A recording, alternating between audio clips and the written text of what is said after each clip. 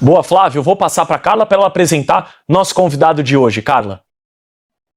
Isso aí, eu vou receber aqui no estúdio, mesmo à distância, mas está aqui no nosso telão, Marcos Vanucci. Bom dia, Marcos, bem-vindo aqui ao Café, é um prazer te receber. O Marcos é jornalista e ele é bastante conhecido pela atuação dele no campo político, foi preso, inclusive, nas manifestações do 8 de janeiro, e durante o exercício da sua profissão, que é algo assim, que não é nem beira o absurdo, mas passa do absurdo, e a gente tem o prazer de receber você aqui para a gente poder bater esse papo, conversarmos. Marcos, bem-vindo. Muito obrigado mais uma vez, bom dia a todos, bom dia a você, a colega que está ao seu lado aí, do lado da bancada, ao Lucas, um abraço a toda a produção, a Mônica, enfim, sempre muito importante esses espaços que vocês nos oferecem, para que a gente traga mais uma vez luz a todas essas ilegalidades, no que tange a todas as prisões do 8 e 9 de janeiro, das quais eu acabei sendo uma das vítimas como único jornalista preso, cobrindo as manifestações em Brasília, infelizmente no fatídico 8 do 1. Bem, Marcos, eu vou passar para a Anne para ela começar aqui a rodada de perguntas para que você possa responder e aproveitar também o tempo. Bom dia, Marcos, obrigada pela participação aqui com a gente. É sempre bom a gente conseguir trazer pessoas que vivenciaram o 8 de janeiro para humanizar e trazer essa realidade para a audiência. Então, Marcos, eu soube também que a gente vai ter novidades nesse processo. Ali parece que estão instaurando uma nova comissão probatória para analisar essas provas de violações de direitos humanos com as pessoas, os manifestantes do dia 8 de janeiro. Então, eu queria pedir, primeiro, que o senhor explicasse de novo, novamente, o que aconteceu com o senhor, como é que o senhor acabou preso, estava fazendo a cobertura e tudo mais, para que a nossa audiência tenha ciência disso. E segundo, que o senhor explicasse essas novidades no cunho desse processo, a gente vai conseguir ter esperança de finalmente ter anistia e que a verdade fique evidente para o Brasil e para a justiça brasileira. Bom dia, Ana. Mais uma vez, obrigado pelo espaço. Bom, vou tentar ser o mais objetivo possível. Eu já tinha estado em Brasília algumas vezes, em datas anteriores ao 8 do 1, e fui a Brasília porque entendi que, como repórter, como jornalista, que sou há quase 20 anos, assistindo toda a debandada, né?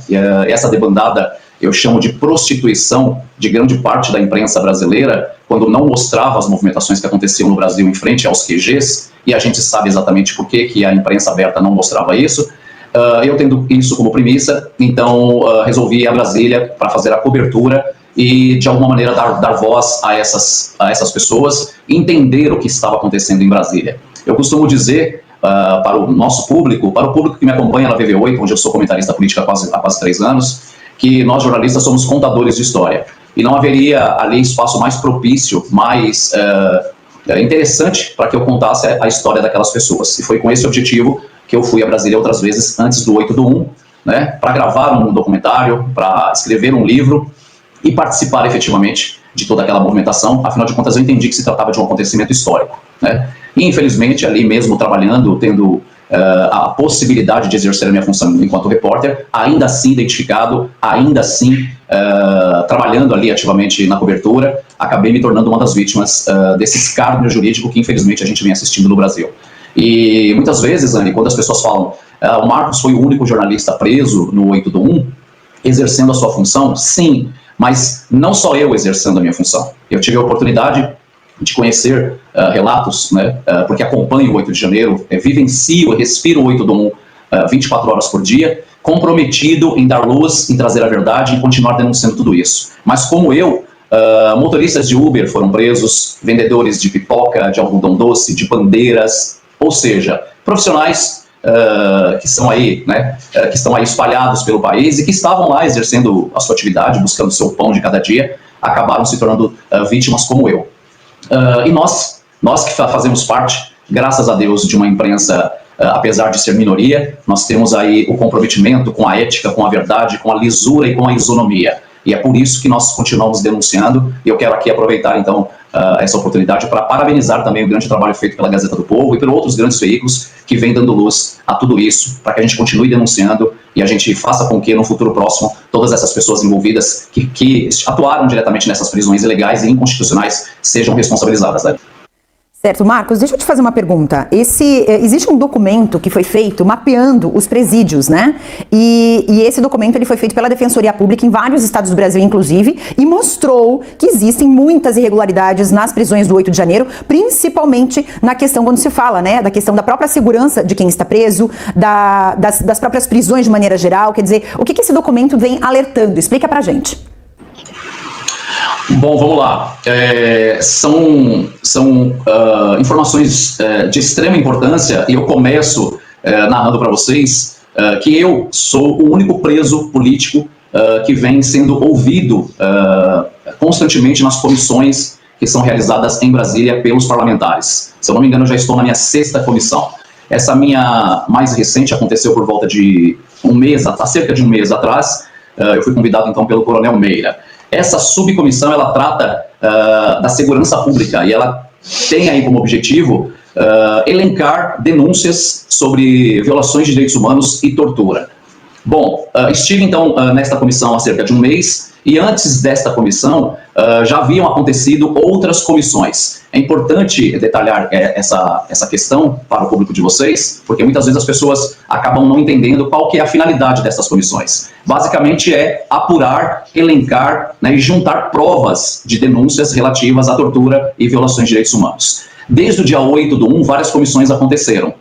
E, infelizmente, dentro dessas comissões, eles não tinham ainda a possibilidade, não conseguiram juntar um material probatório suficiente para que embasasse o relatório final, a documentação final, documentação esta que será enviada às cortes internacionais. E, para minha surpresa, essa última comissão, a mais recente que eu participei, dias após, eu recebi um telefonema por parte de alguns representantes dessa comissão, de alguns integrantes, de que esta comissão que eu teria participado foi considerada a melhor comissão dos últimos tempos da Câmara.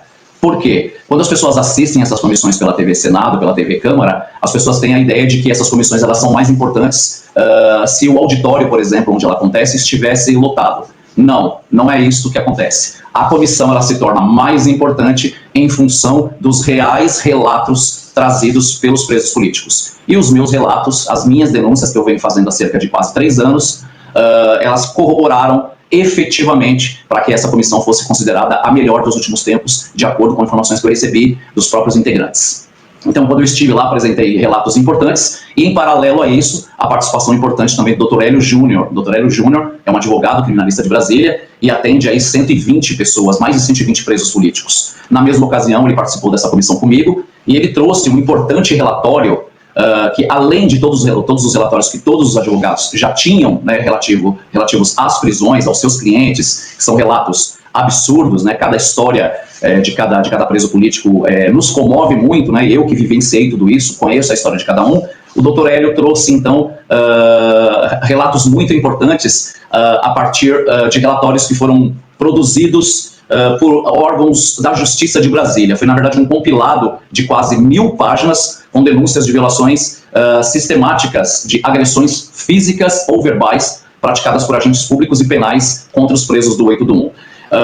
Foram relatórios feitos pela Defensoria Pública, essa informação é muito importante, Anne, muito importante, são relatórios feitos pela Defensoria Pública do Distrito Federal, pela Defensoria Pública da União, do Mecanismo Nacional de Prevenção e Combate à Tortura, que é o MNDCT, além do Ministério Público e do Ministério dos Direitos Humanos. O que isso significa na prática? Significa que, além dos relatos individuais de cada advogado, no que tange ao atendimento aos seus clientes, o próprio órgão judiciário de Brasília, que foram exatamente esses que eu citei, também produziram esses relatórios importantes em loco. Então, eles visitaram presídios, eles apuraram tudo isso, o que, fazendo um comparativo com todas as denúncias feitas pelos advogados, conseguiu-se, então, a partir do meu depoimento, unindo-se, então, a esses relatórios, comprovar, então, que houve, sim, graves violações de direitos humanos e tortura praticada contra todos os presos políticos. As prisões, portanto, elas não obedeceram às regras determinadas em tratados internacionais e pactos internacionais, cujos tratados o Brasil é signatário. Então, só para vocês terem uma ideia da gravidade, foram 2.172 pessoas presas no 8/1, com 243 detidas, todas essas arroladas no inquérito 4922. Para que vocês entendam, as pessoas que foram presas no Planalto no dia da manifestação, todas elas foram inseridas no inquérito 4922. Essas pegaram de 14 a 17 anos. As pessoas que foram presas no QG, portanto no dia 9/1, que é o meu caso, elas foram inseridas no inquérito 4921. Além desses números, ele trouxe também na comissão que 1929 prisões foram efetuadas no quartel, ou seja, no QG, no dia 9/1. Dessas, 1.397 prisões foram convertidas em prisões preventivas. Esses números foram apresentados, então, pelo Dr. Hélio Júnior, a partir do acesso que ele teve a essa documentação feita pela Defensoria Pública do Distrito Federal, Defensoria Pública da União, do Mecanismo Nacional de Prevenção e Combate à Tortura, além do Ministério Público e do Ministério dos Direitos Humanos. Em suma, colegas, os próprios órgãos do Judiciário de Brasília, do Distrito Federal, comprovam e atestam todas as confirmações e afirmações relatadas por todos os advogados que representam os presos políticos do 8 do 1. Ou seja, nós conseguimos ter um material bastante consistente, e aí no próximo dia 10 de dezembro, uma nova comissão será montada.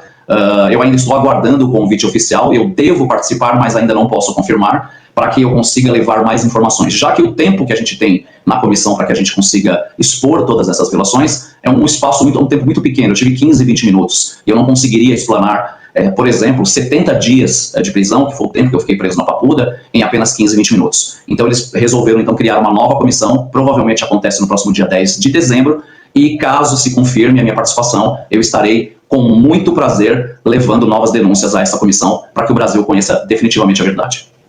Marcos, eu quero agradecer a tua presença aqui, fortalecer a sua palavra, sempre que você puder voltar aqui para falar o que está acontecendo nessas próximas comissões às quais você vai participar, é super importante para que a gente possa levar, como você disse, a verdade para quem nos assiste e realmente levar a realidade do que essas pessoas ainda estão vivendo desde o fatídico 8 de janeiro, que era para ser uma manifestação de livre e espontânea vontade pelo Brasil e acabou se tornando algo absurdo, né? Acima do absurdo. Marcos, muitíssimo obrigada, viu? Muito obrigado, Gazeta do Povo. Fico sempre à disposição para novos encontros e, quem sabe, trazendo novas informações após a execução da nova comissão no próximo dia 10 do 12. Um grande abraço a toda a audiência. Muito obrigado pelo espaço. Obrigada, Marcos.